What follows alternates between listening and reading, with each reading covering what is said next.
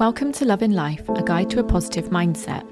My aim is to show you that the key to a happier and more positive mind is to love the life you have.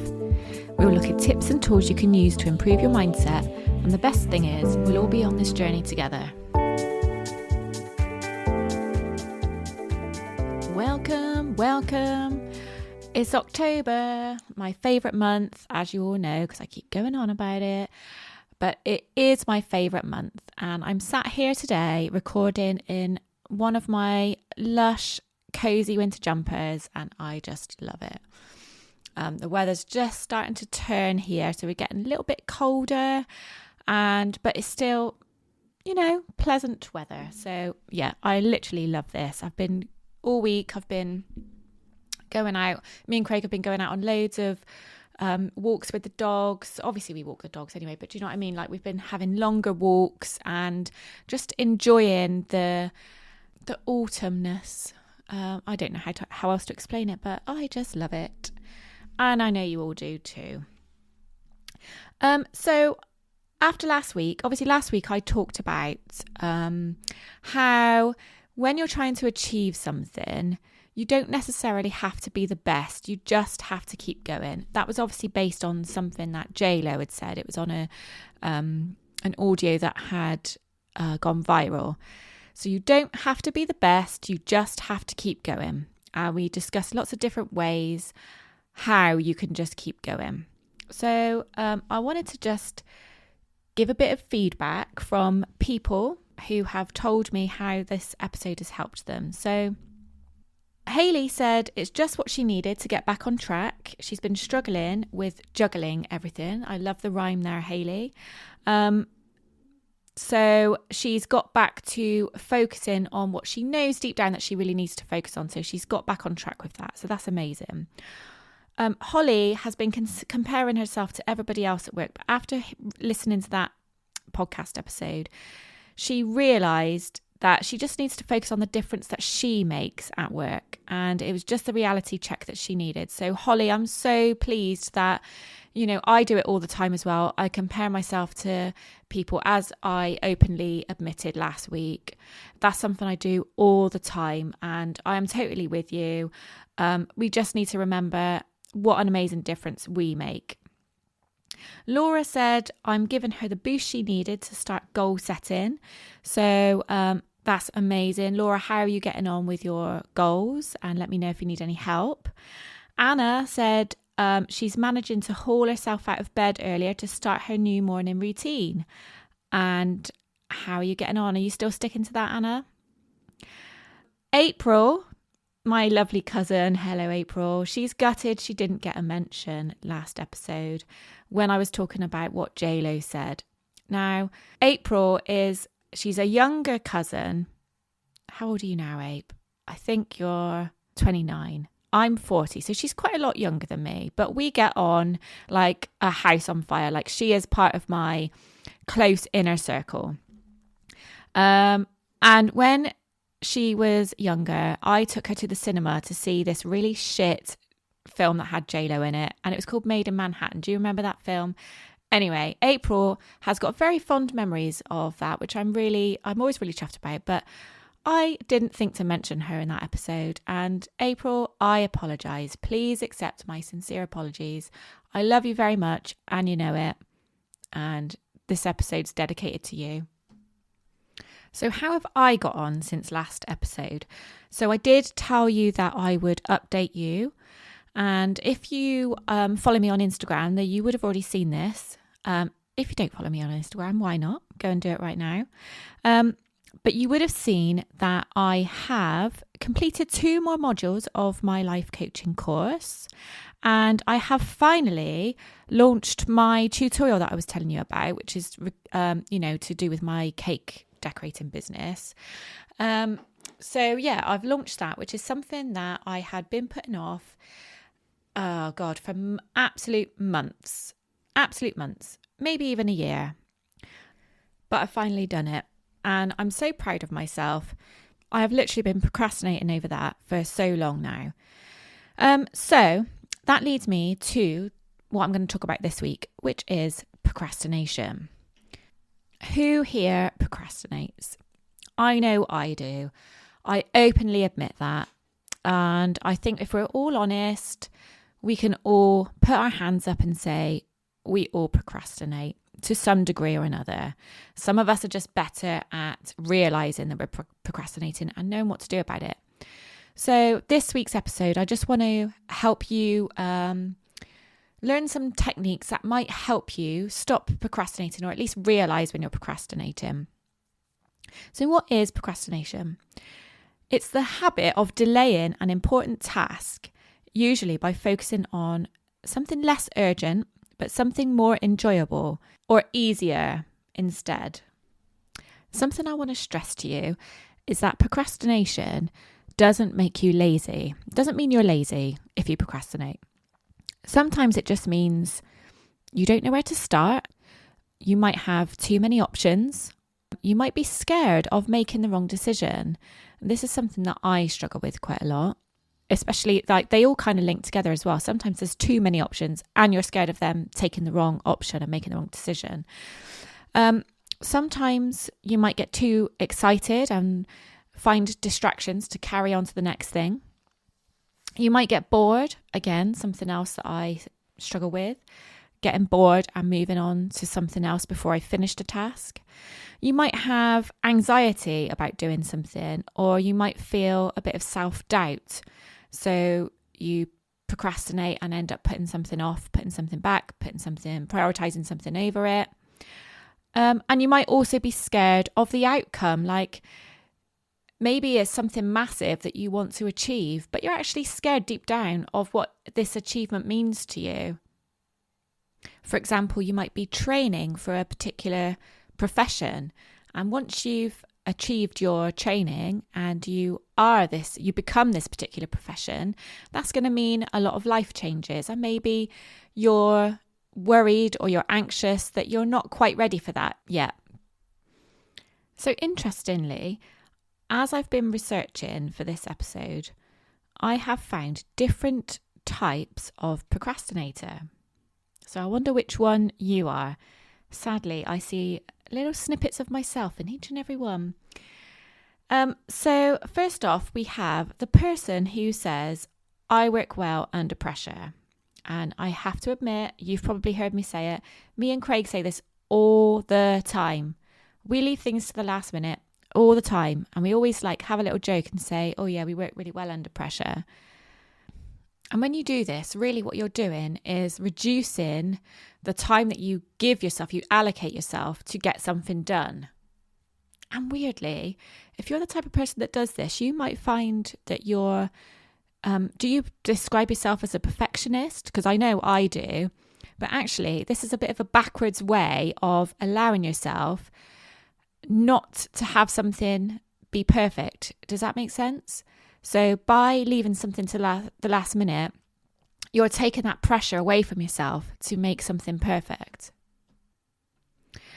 Research shows that leaving things to the last minute could be caused by a strict upbringing.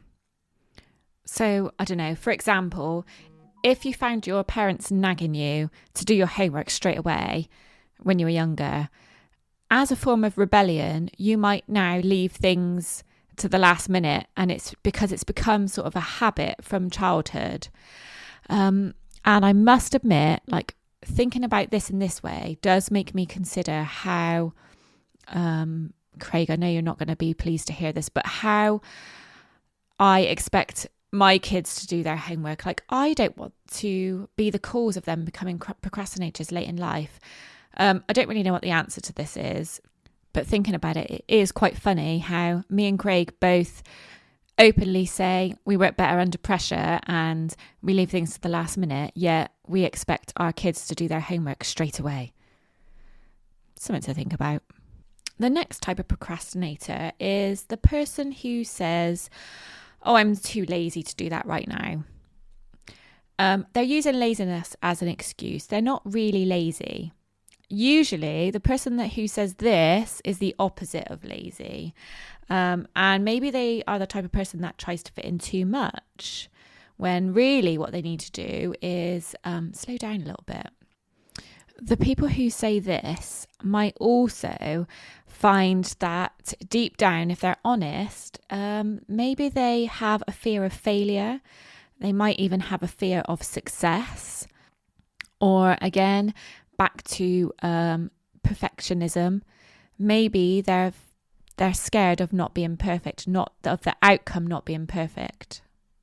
And I know I do this when I'm going to use my tutorial that I've just launched as an example here, but for so long I was putting it off, and I think, deep down I'm scared of the outcome. I'm scared of it being shit.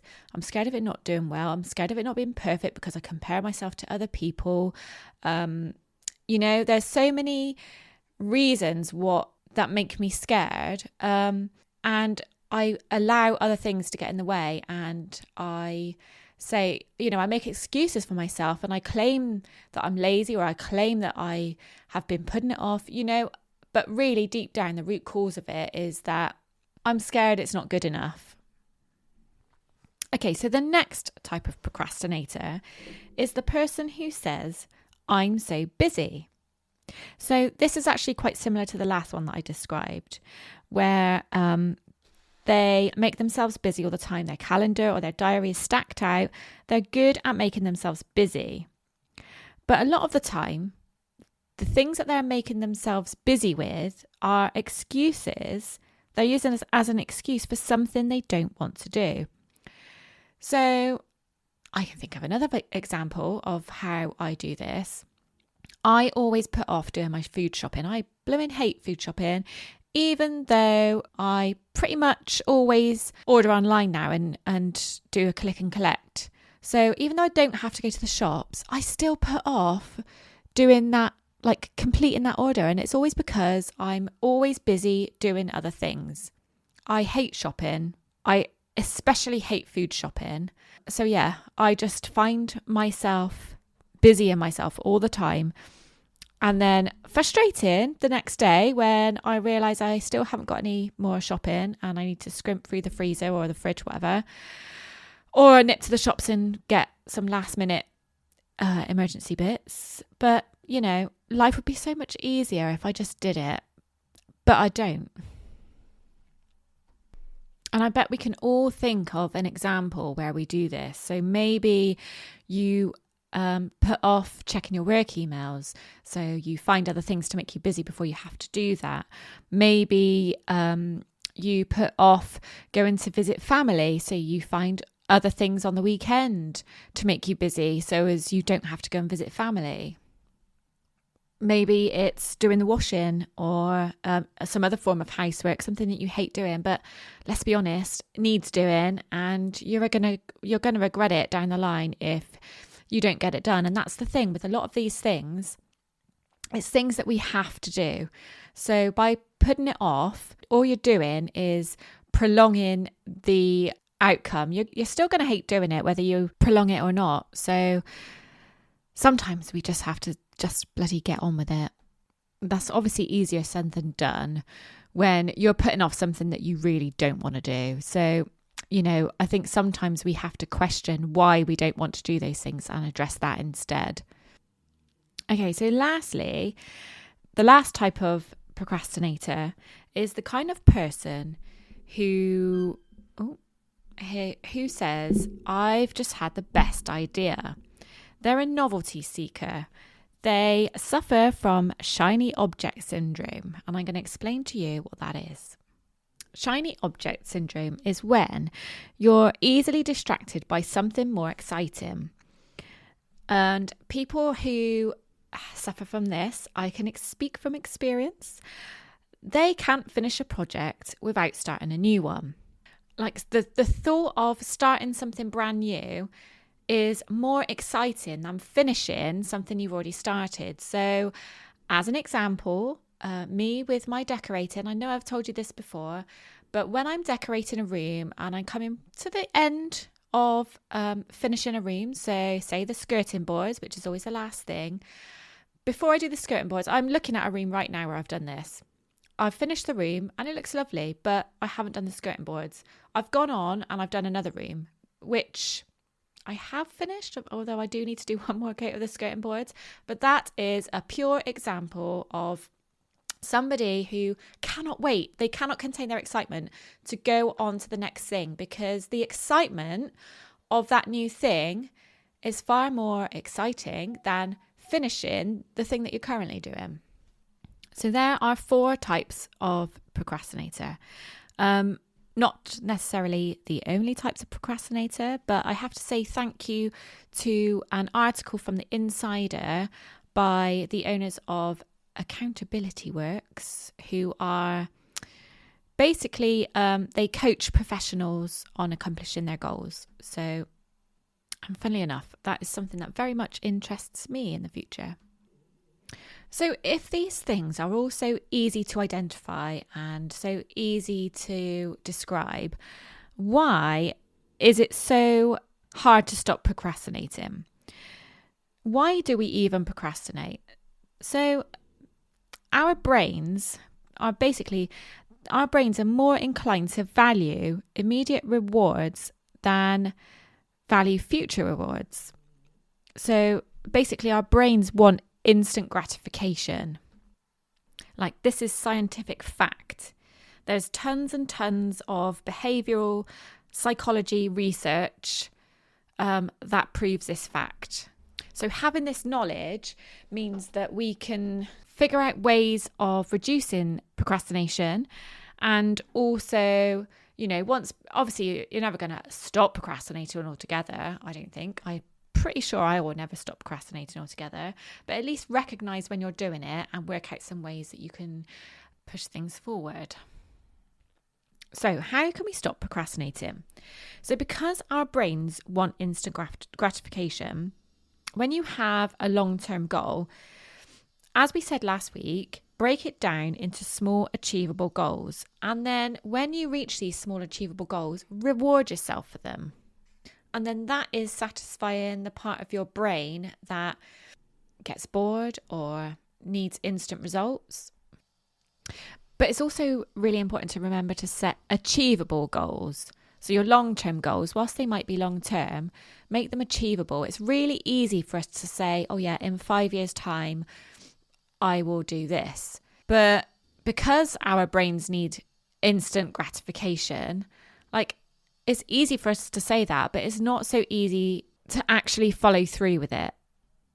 So that's why it's so important when you're goal setting, whether it's a long-term goal or, a medium-term goal, break it down into smaller steps that are going to be, they're not always necessarily going to be easy, but the more you break a goal down into smaller steps, like that step can then be broken down into smaller steps. That does make it slightly easier and more achievable, which then, if you're rewarding yourself along the way, is like little mini goals that you're achieving to succeed on your long-term goal. Another way we can stop procrastinating is by doing something that is called temptation bundling. So the theory is you link something that you procrastinate over with something you like doing, something that is like your guilty pleasure, or something that you want to do but now you probably shouldn't be doing because you've got more important things to do. So an example of this would be catching up. You only catch up on your favourite show whilst you're making dinner, for example, if that's the kind of thing you procrastinate over. Or you only have a bath whilst you go through your work emails. And then eventually you would start to associate the two things together. So it's almost another way of rewarding yourself for doing something that you are procrastinating over. So for me, obviously earlier on I said to you how I procrastinate over ordering my shopping. And so one thing I always do every afternoon around 2 or 3 o'clock is have a cup of tea. I'll sit down and take a little bit of time out and have a cup of tea. And usually I'll be flicking through social media, seeing what's going on, etc. But what I could do is use that time when I have a cup of tea, only use that time to add to my shopping list. And by doing this, eventually it would become a habit. So because you make associations, that's how you then form habits. So then it would become second nature to me to think about my shopping list whenever I have my afternoon cup of tea. God, I'm making this sound really easy now, aren't I? I will give that a go this week and let you know how I got on. Something else we can do when we are trying to reduce procrastination is to work out what distractions we let get in our way. So I think we've all experienced a time when we've been flicking through social media and what you think is 10 minutes soon turns into an hour, and an hour soon turns into an hour and a half. You know, we've all been there. At one point, I deleted the Facebook app off of my phone because I just found that it became a habit whenever I picked up my phone to click on the Facebook app. Like, how sad is that? But I'm sure we all do it, or we've all done it at some point. I actually deleted the app off my phone for about a year, and annoyingly, I put it back on because I had set up a Facebook group for my business. But anyway, I've now got back into the habit of checking it without even realising again. And just because I take the app off my phone doesn't mean I can't have Facebook anymore. It just means that if I have to log into it on my browser every time, it just makes it harder to, or less easy for it to distract me. Does that make sense? I might actually go back to doing that because, do you know what? I don't even actually use Facebook for anything. When I'm on it, I am just mindlessly flicking through, and what happiness does it bring me? Absolutely none. Similarly, a number of people in my household are addicted to those bloody YouTube shorts. I haven't even come across them myself. Like, I don't use that YouTube all that much.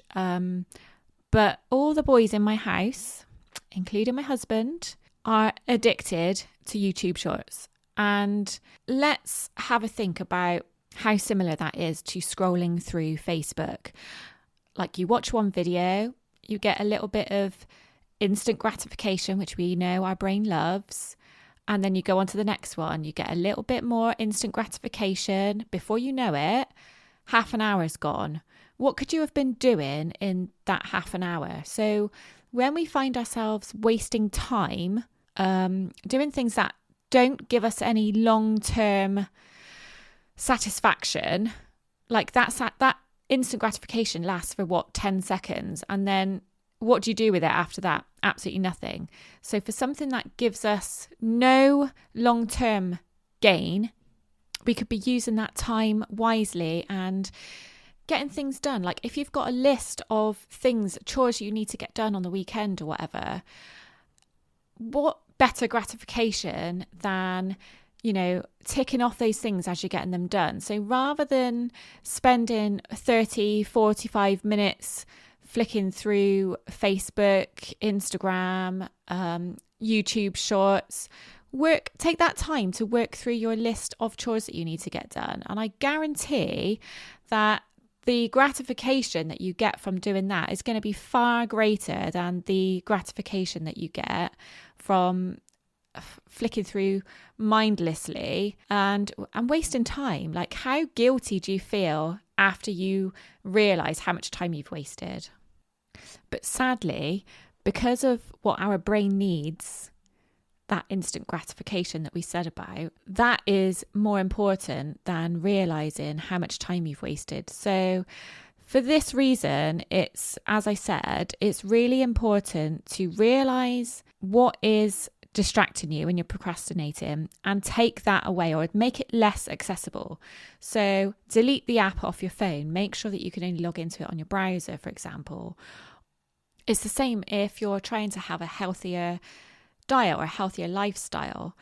By having treats that are at the front of your cupboard, they're more accessible to you. So you're more likely to go and head to them when you feel like you need a snack, or even when you're bored.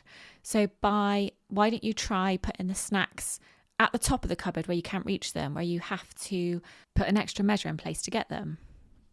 So going back to the different types of procrastination that there are, if you're the type of person that puts things off and says things like, I work best under pressure, then why don't you reward yourself for setting a goal and sticking to it? So what I mean by that is, say you've got a work document that you need to get completed by Wednesday.